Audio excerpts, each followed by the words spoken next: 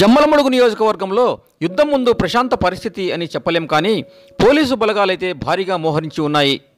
ఇక్కడ ఉంటున్న ప్రధాన వర్గాలు కలిసిపోయాయనే సంతోషం స్థానికులకు ఎంత మాత్రం లేదు, కానీ ఎప్పుడు ఏం జరుగుతుందో అన్న భయం మాత్రం వెంటాడుతుంది.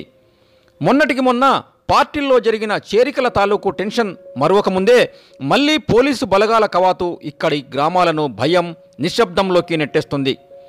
అందుకు ఇవాళ జరిగిన సంఘటనే ప్రత్యక్ష తార్కాణం. జమ్మలమడుగు టీడీపీ అభ్యర్థిగా రామసుబ్బారెడ్డి, వైసీపీ అభ్యర్థిగా సుధీర్ రెడ్డి, కడప లోక్సభ టీడీపీ అభ్యర్థిగా మంత్రి ఆదినారాయణ రెడ్డి పోటీలో ఉంటున్నారు. అయితే ఇవాళ ఇదే జమ్మలమడుగు నియోజకవర్గంలోని సున్నపురాళ్లపల్లె పరిసర గ్రామాలకు ప్రచారం కోసం రావాలంటూ వైసీపీ నిర్ణయించింది. కడప మాజీ ఎంపీ వైఎస్ అవినాష్ రెడ్డి, జమ్మలమడుగు అభ్యర్థి సుధీర్ రెడ్డి ఆ పల్లెకు వెళ్లేందుకు పోలీసుల అనుమతి కోరారు. ఇదే రోజు అదే గ్రామానికి వెళ్లడానికి మాకు పర్మిషన్ కావాలంటూ మంత్రి ఆది తనయుడు సుధీర్ రెడ్డి పోలీసులను కోరారు. దీంతో పరిస్థితులు ఒక్కసారి ఉద్రిక్తంగా మారాయి. వెంటనే రంగంలోకి దిగిన పోలీసులు మాజీ ఎంపీ అవినాష్ రెడ్డిని పులివెందులలో హౌస్ అరెస్ట్ చేశారు.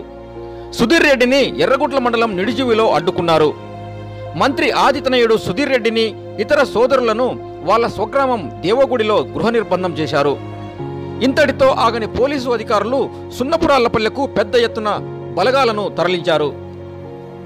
ప్రస్తుతం గ్రామమంతా నిశ్శబ్దంగా ఉంది. జనసంచారం లేదు.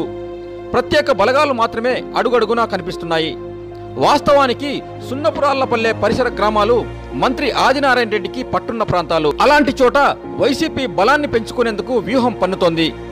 ఇక్కడ పట్టు కోసం చేస్తున్న ప్రయత్నంలో భాగంగానే ఇవాళ ప్రచారానికి వైసీపీ సంకల్పించింది.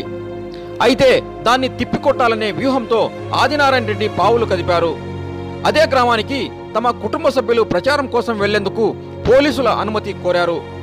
రెండు వర్గాలు ఒకేసారి ఒకే పల్లెకు వెళ్లేందుకు ప్రయత్నించడంతో టెన్షన్ మొదలైంది.